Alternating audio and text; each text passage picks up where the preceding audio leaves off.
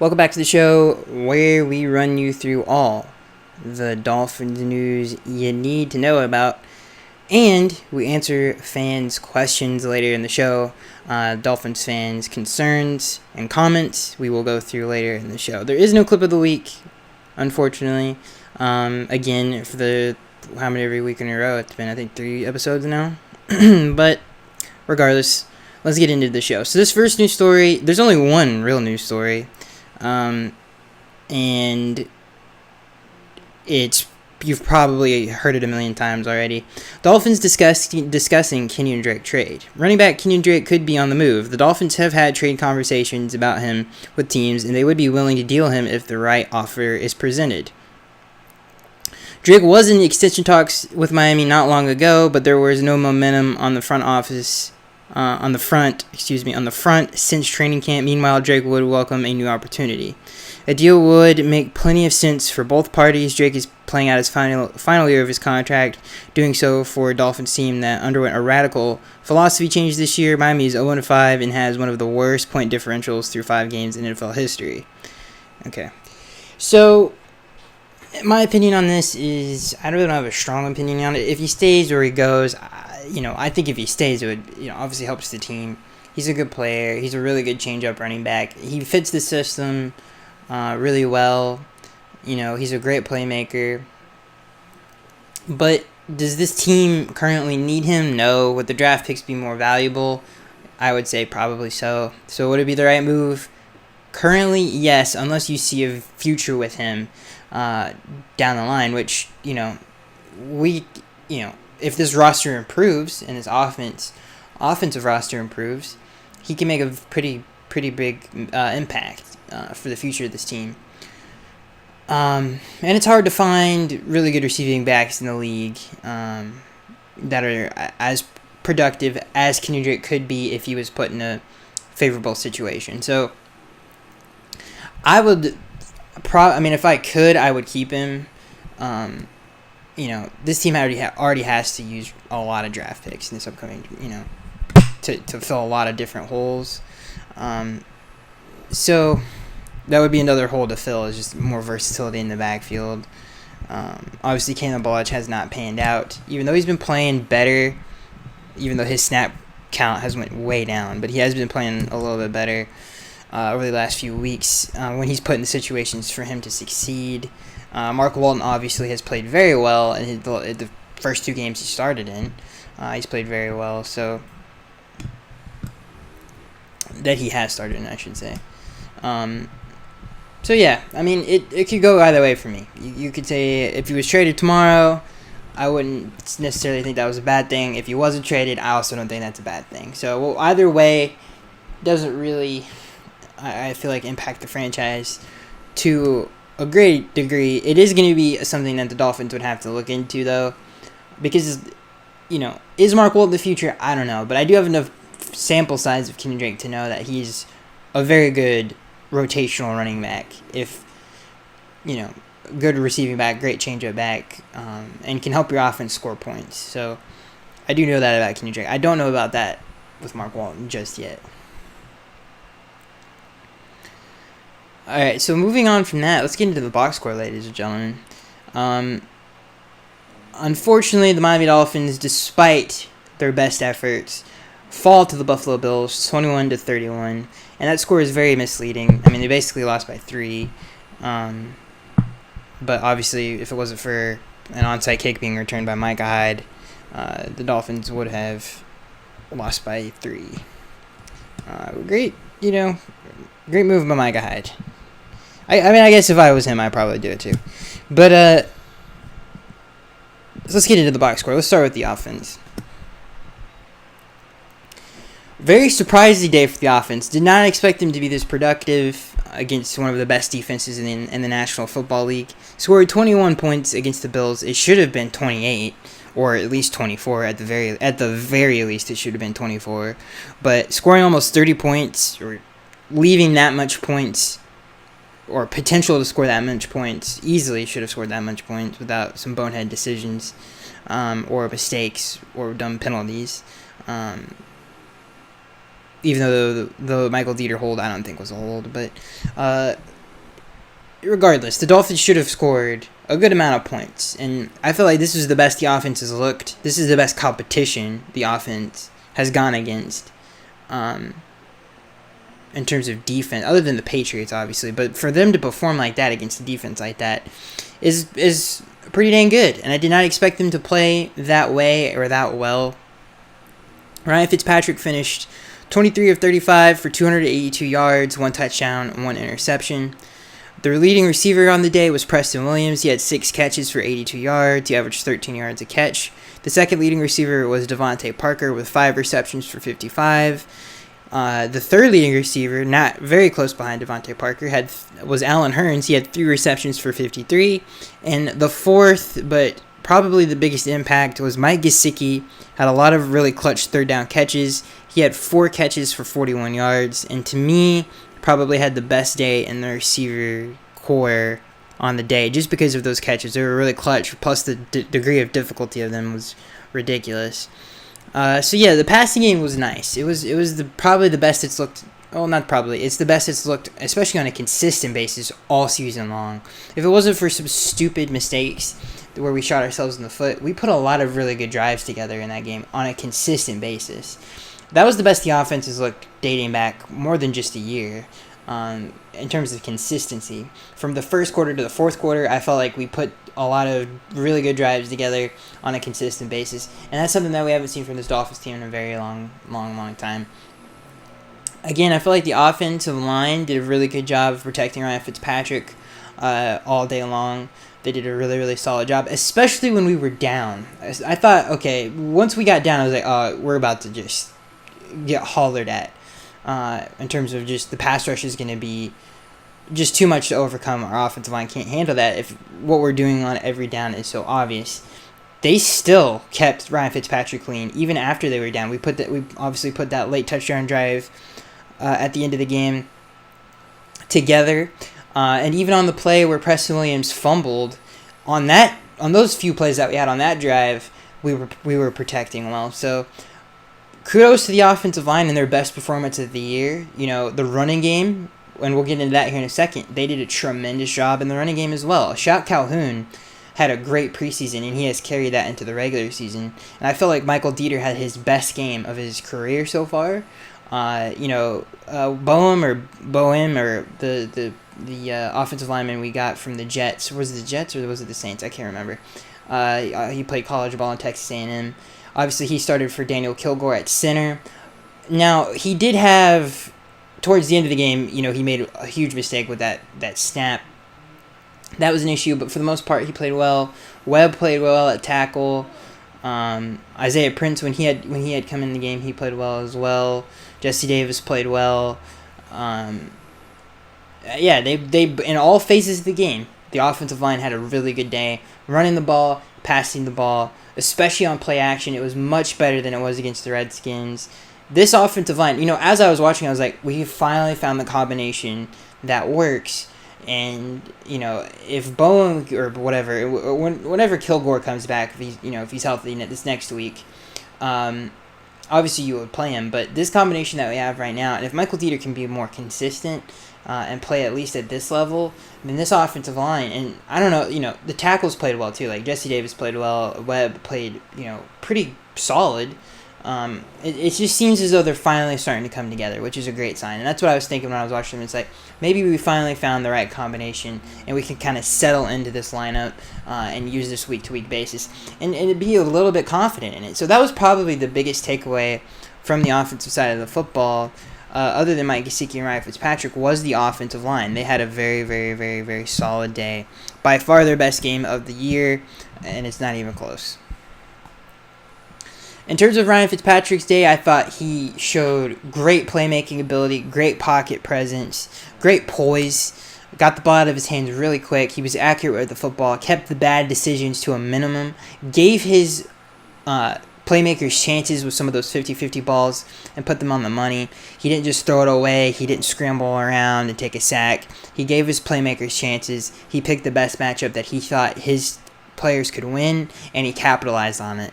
Had a beautiful deep ball to Preston Williams on the sideline. Just a really, really good day for Ryan Fitzpatrick, other than the bonehead interception that he threw to Tre'Davious White, which was a huge mistake. It should have never happened. Because he actually had Mark Walton wide open in the flat if you rewatch that play, and that he actually could have either scored on that play or at least gotten the first down, which is unfortunate. I really don't know what was going through his head when he threw that, because he had a clean pocket. It seemed like he kind of stared him down for the entire play, really. It was very odd. I don't know what was going on there. But other than, that terrible play, he had a really good game. He was a huge part of why we were in that game, and he does make this team better when he's on the field. That's for sure. The team is just a completely different team with Ryan Fitzpatrick quarterbacking it than it is with Josh Rosen. I mean, it's really obvious now. The play calling is much different for some reason, whether that's Josh just can't handle it. The offense just goes faster. It's ran way better than it is with Josh Rosen. And I guess that's, to Ryan Fitzpatrick's credit, he's been in this league for 15 years. He started for 30,000 yards. He knows how to play the game, and that shows up on Sunday. And I thought he had a really good game. If it wasn't for the one interception, he would have had a perfect game.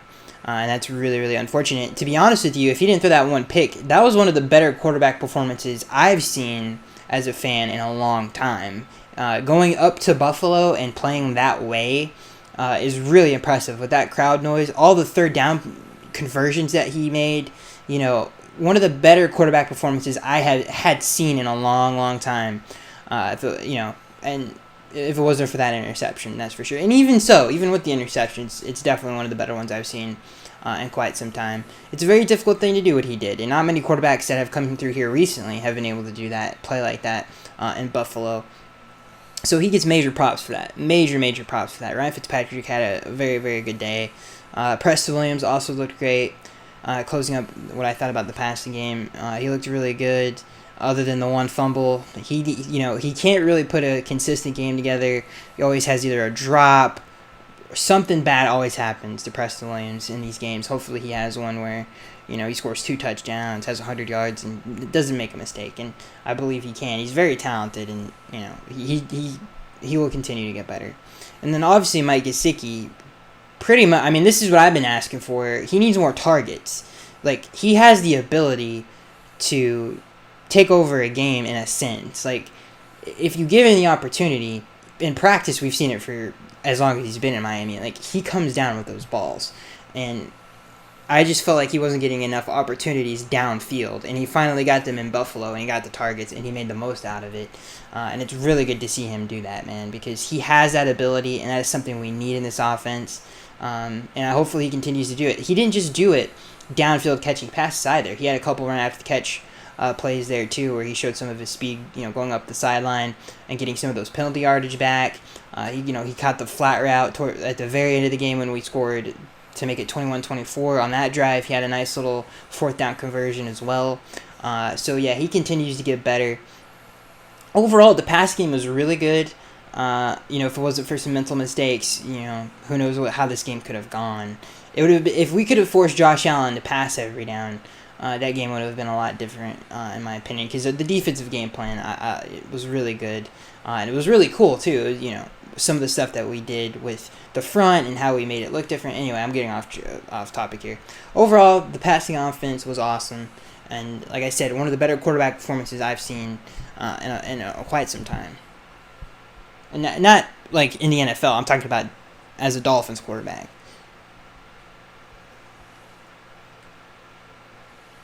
All right, let's get into the running game. Like I said, we already kind of talked about the offensive line, and I felt like definitely had their best game of the year so far. So let's get into the running backs. So Mark Walton finished with 14 carries for 66 yards. He averaged almost 5 yards a carry. Kenny Drake had 6 carries for 21 yards. He averaged 3.5 yards a carry. And Ryan Fitzpatrick had a couple really big scrambles there, and he had the one big one for a touchdown. And Kalen Ballage came in as our short yardage back and capitalized on some of those plays, and he had one touchdown basically on the 1 yard line. So overall, it was a great day. I liked how Mark Walton ran. Great. He showed great vision. Great speed, and he looked good. He looks like in preseason, he did. I mean, he just didn't look like this. And the other running backs that were playing behind the same offensive lines as him looked better than he did. So it's just weird that he's playing this well in these games. It's good to see. Hopefully he can continue to do that. And hopefully this offense can continue to be this consistent and give us these kind of performances. I know some of you guys don't want to see that, though, in terms of tanking and all that. But it's just not in me to think that way. I just can't. I just can't do that. I'm never going to root for this team to lose. That's for dang sure. So yeah, and at least we have, it is undoubtedly, objectively, the offense is better to watch with Ryan Fitzpatrick than it is Josh Rosen. And I think that shows that Josh has a lot of room to grow. I still think he's a talented player, but clearly Ryan Fitzpatrick is the better player.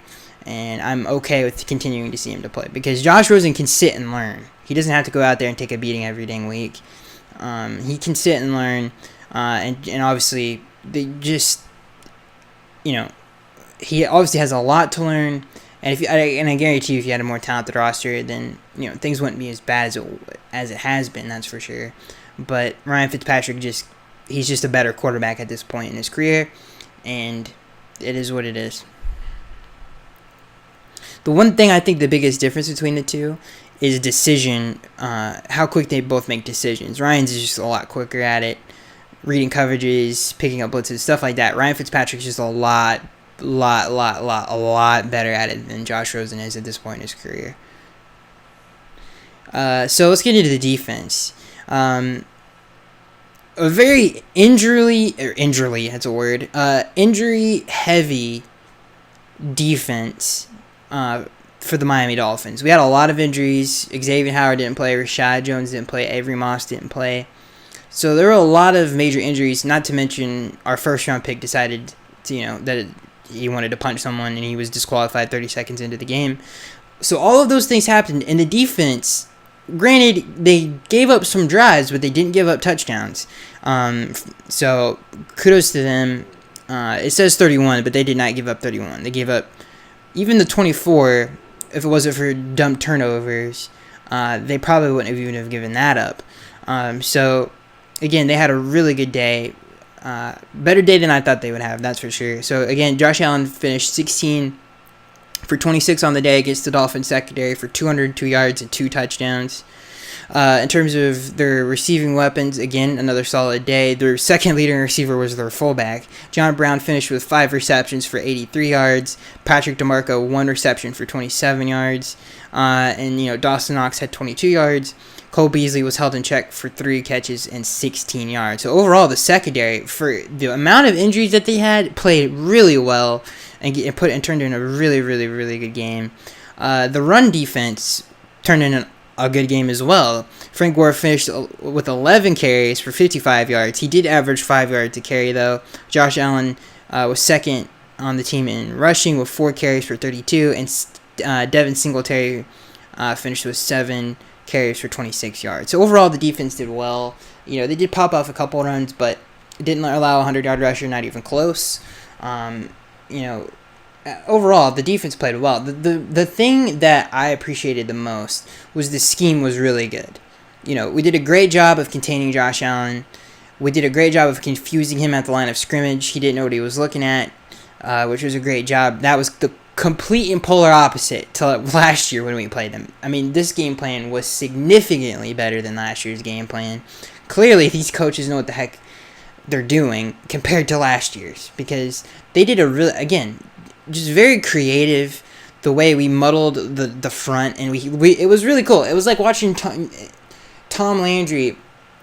If you've ever seen a Football Life, when he used to, move, the linemen used to stand up and then they would sit back down, to really just confuse the opposing team. And it reminded me of that when we were, I've seen where obviously all the linemen stand up. That's nothing new, but they were moving a lot. I haven't seen that. I have not seen that before. I mean, Taco Charlton was literally like switching spots and switching gaps constantly before the ball was snapped, which is pretty dope. I haven't seen that before. So the entire line was, which was cool. I've never seen the line switch gaps like that, and then they hiked the ball and it worked. It was really cool. So props to the staff there. They did a great job. Overall, they got their players ready. They executed. They coached them well, clearly, and it was awesome to watch. I mean, kudos to them. You know, although we lost this game because we can't help but shoot ourselves in the face. Although we lost this game, we played hard. The coaching was great, and we should have won the game. I mean, we really should have just beat a 4-1 Bills team on the road, which is pretty crazy that I even just said that. I am not gonna lie to you guys.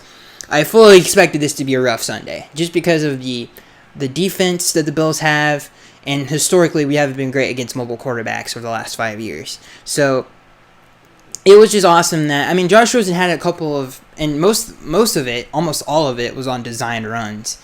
But other than that, in terms of him taking snaps and passing the ball, we did a really good job of, again, confusing him at the line of scrimmage and containing him as best as we could. He didn't have a lot of plays where he scrambled and threw on the run for like big plays and big touchdowns and stuff of that nature. If Xavier and Rashad was playing, that could have been the difference. In terms of sacks, and I do want to mention some players that played well on defense too before we leave the box score. Let me see here. So defensively, I think so. Okay, so Vince Beagle had another good game. He had a sack. He continues his trend upward. Taco Charlton had a sack. So there you go. Those are the two players that I think there was another player that had a sack as well. It might have been a secondary member, but I might be wrong about that. But yeah, again, Vince Beagle continues to play well. Taco Charlton, and again, Vince Beagle is all heart. By the way, he's all motor. He's all heart. He never gives up on a play, and he did a good job of keeping Josh Allen contained as best he could as well. And even when he did, Josh Allen broke the pocket. We did a great job downfield covering the receiver. And again, we're not guarding Antonio Brown and Julio Jones out there, but it still, dude, we did it. I'm very happy with how they played. Anyway, in terms of some performances that I liked, I thought Eric Rowe at strong safety was actually surprisingly good, which is weird. He did a really good job, and I cannot believe I'm saying that, but Eric Rowe did a really good job all day on tight ends and just playing the run as well. If I told you Eric Rowe was going to play strong safety, you would slap me in the face.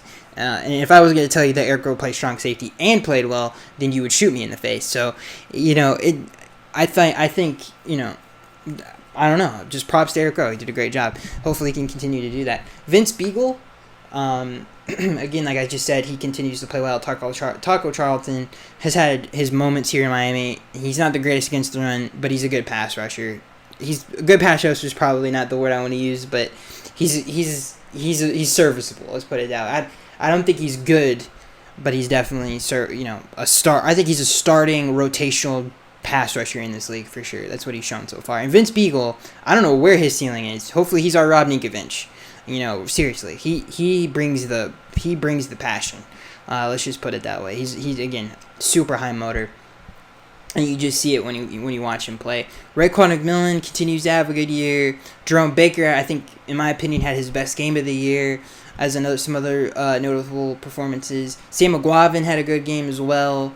The entire defense really had a good game. So it was good to see that, man. Again, we lost, but at the same time, I'm super happy with how we played that game. We should have won the game. We've played better. This team played better than other Dolphins teams going up to Buffalo. That's for dang sure. They did a tremendous job. Great plan. Executed the plan. And I was very happy with our performance on Sunday, despite the loss. It was just encouraging to see that from this particular team that has looked the way it has looked, for it to go up to Buffalo, which is historically, again, a tough place to play, especially for the Dolphins, and not to mention all the other teams in the league. It was really, really, really cool to see that and encouraging to see that. Especially, it just kind of gives you more confidence in the coaching staff as well. To get things done, and that's always a good thing. And again, if it wasn't for a bad holding call, that pick would have never been thrown, and Kalen Ballage would have scored, and it would have been 21-9 at that point, and the Dolphins would have won the game. And I'm not even joking around. The way Josh Allen was throwing the ball on Sunday and the way we were playing defense, we would have won that game. If he had to use his arm to get back into that game, I feel very confident in us pulling it out. Because he did not look good on Sunday. Okay, so let's get into the fan Q&A, ladies and gentlemen. Where we answers, that's the word I want to use. Where we answer fans' questions. So yeah, let's get into it. We had 21 questions. This is going to be a short episode, probably. Because there's just not a lot to talk about. We pretty much covered everything. This first question comes from Burgess. He says, I'm actually running out of questions. Yeah, I could see that, dude. It's been a long season so far. This next question comes from Corporate Gamer. He asks, would you be fine with drafting Justin Herbert? He kind of reminds me of Carson Wentz / Andrew Luck. I don't know if he reminds me of those guys. He's not as physically big and strong as those guys in terms of being able to break a sack in the pocket. I think he's a little bit smaller than those guys were. But he definitely has great arm strength. I know recently he hasn't been playing up to top, or at least to what people expected him to be, but I still feel like he has great talent. Is he Tua Tagovailoa? Absolutely not. I think there's a big, I don't want to say gap, but I just feel like I feel very differently and more confident if we were to draft Tua, and obviously if the Bengals take Tua and we took Herbert, I feel more confident in Burrow from LSU right now than I probably do about Justin Herbert. If Burrow can consistently keep this up, I like him a little bit more than Justin Herbert as of right now. But Justin Herbert's definitely more physically gifted than Burrow. And Burrow, I don't know. It's very tough. Once you get past Tua, it's pretty much a flip of the coin with some of the other guys like Burrow and Herbert. But I think once you get past those guys, and maybe you go Jordan Love, but once you get past those three, to me it's a huge drop off, in my opinion. But would I be fine with us getting Justin Herbert? I would definitely be disappointed, but he definitely has potential. I don't think I would be upset about it. This next question comes from Dez. Dez asks, some positives I can take away from this game is that Mike Gesicki played really good towards the end. Hopefully he gets more plays in the future. Do you think he will? Do you think we will make any trades before the deadline? I hope not, because if we trade any more players other than Kenyon Drake, obviously Xavier Howard's been in some of the rumors as well, which would be terrible if the Dolphins traded Xavier. At that point, I don't know what we're doing, to be honest with you, because you have to replace talent like that, and you're not going to find too many number one corners in the draft. Those do not come, those don't fly off trees, or whatever I'm trying to say. So, yeah, I kind of hope not, because some of those players are going to be irreplaceable.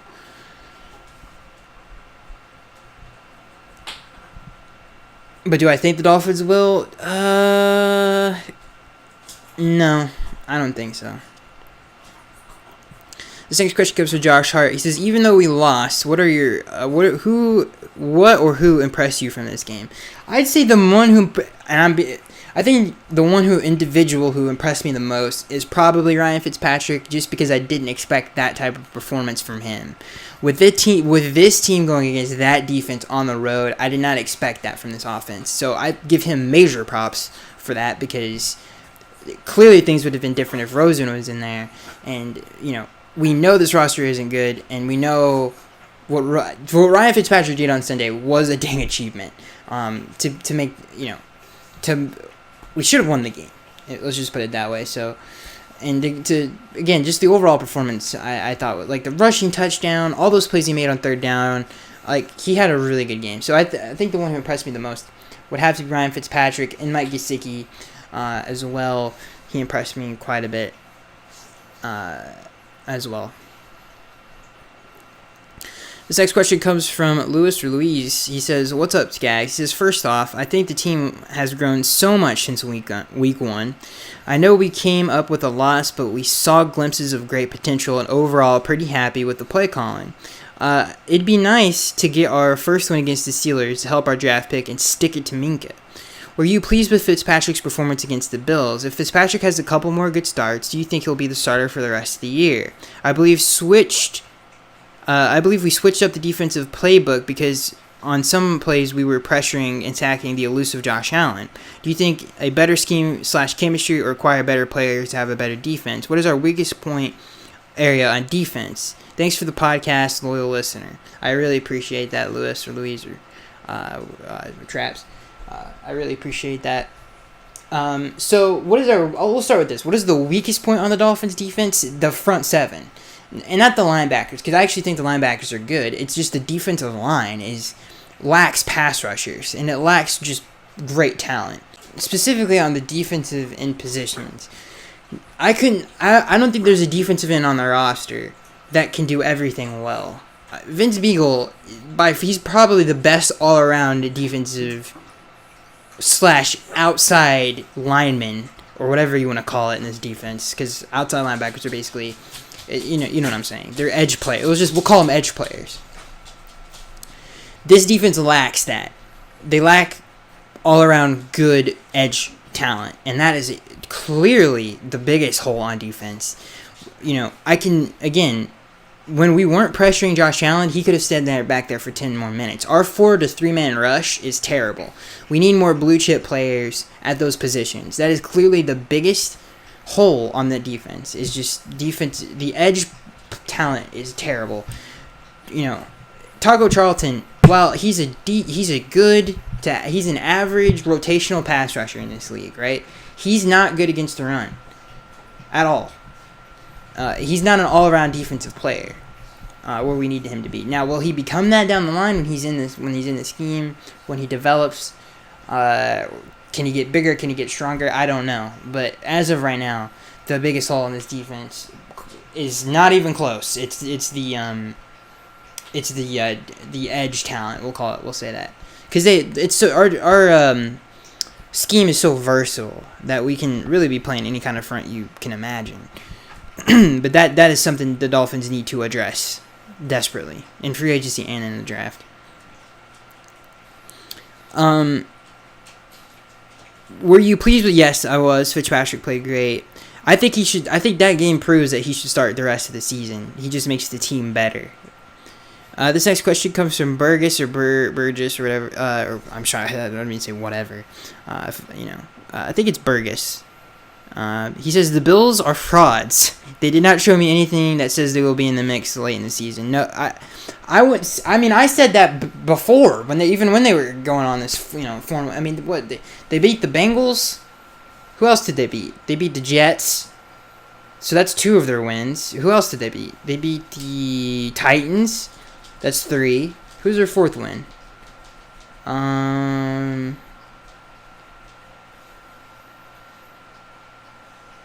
I can't remember their 4th win. But those teams were not very good. I mean, they scored 14 against the Titans and won the game. So this offense, the Bills' offense is not good. It's not good enough to make the playoffs. It's not good enough to be a consistent powerhouse. The defense would literally have to pull out a miracle for them to consistently, they're gonna have to. I don't know how many games they're gonna have to win to get into the wild card round. But they're not a contender in the AFC East to the Patriots. Let's just put it that way. Josh Allen has a lot of room to grow. If you can take his legs away, then he is not a very good quarterback. And I don't even forgot what the question was. I'm so sorry. Oh, the Bills they're frauds. This next question comes from Corporate Gamer. He says, why do some people have... Their defense is real, but their offense is terrible. This next question comes from Corporate Gamer. He says, why do some people have Joe Burrow going first overall when he isn't as good as either Tua or Herbert?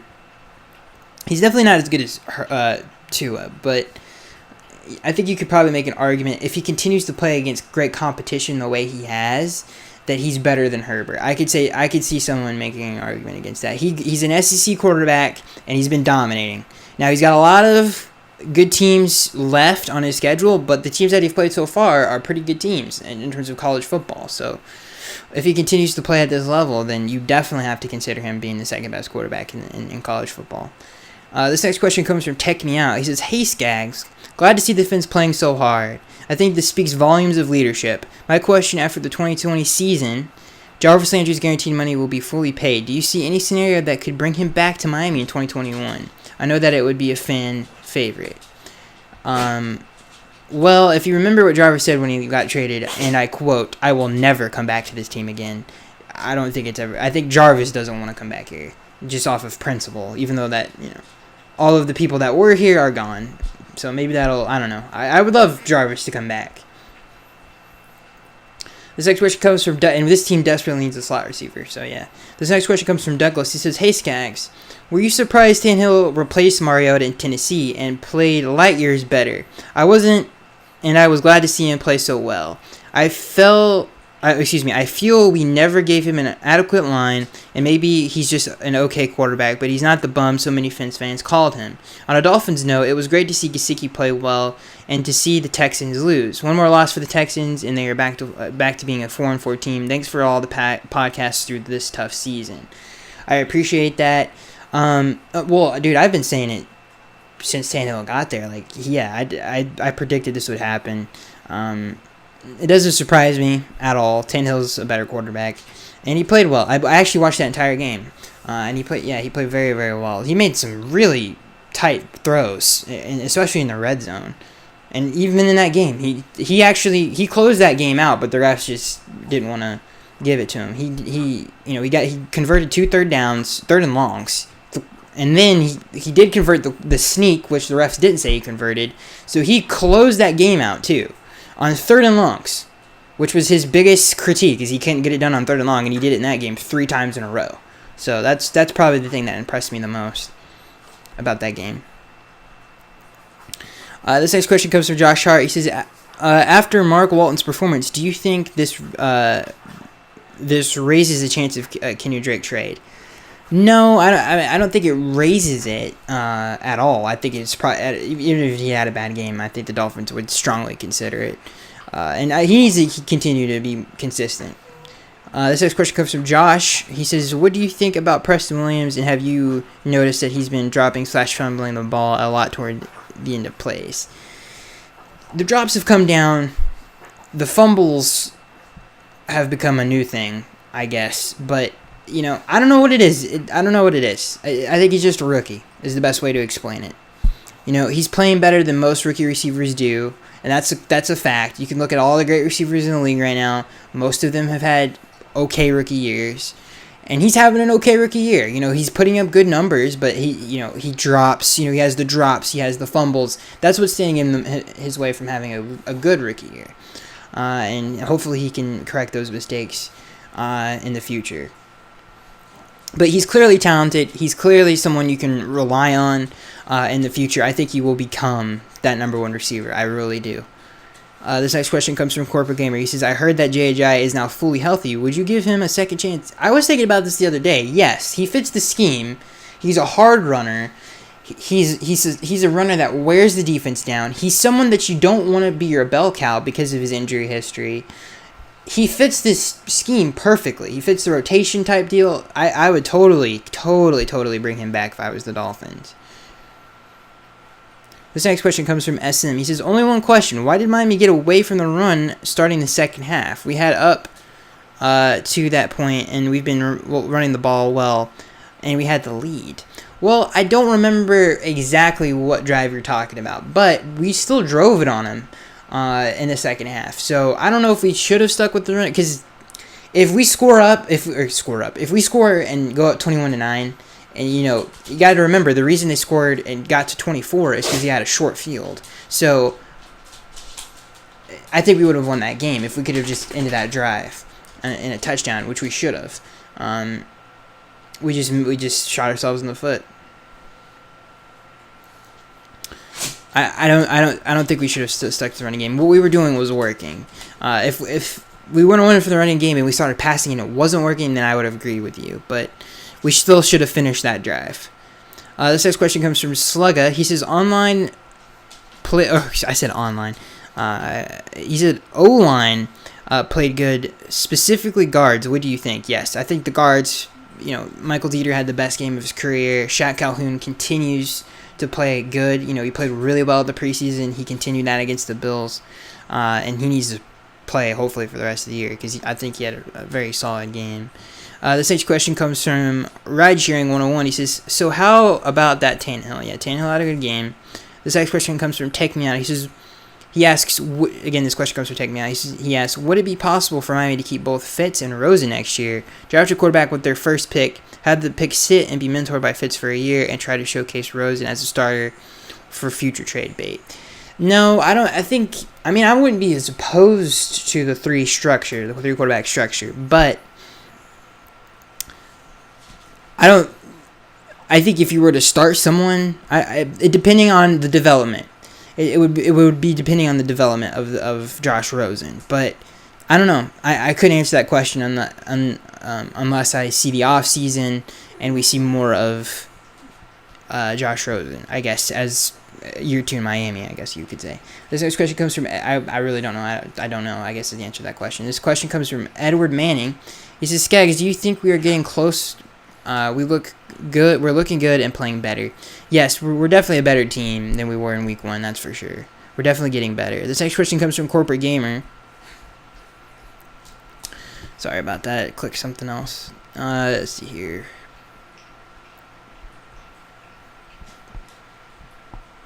This next question comes from Corporate Gamer. He says, would you trade Kenny Drake for Vic Beasley? No. Vic Beasley reminds me a lot of Taco Charlton. He's a good rotational pass rusher, but he is not a good all-around defensive end. This next question comes from Angel. He says, which came first, the chicken or the egg? I don't know. I'm not going to answer that question.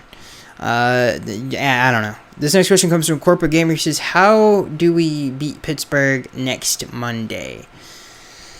Our offensive line has to play the same way it did against Buffalo, and we can beat them. This next question comes from Slugga. He says, what's up, Skaggs? What do you think about keeping Fitz as a backup next year? I think it would be good for this young team, and learn from him your thoughts. Yeah, I think keeping Fitz around for next year would be a good idea.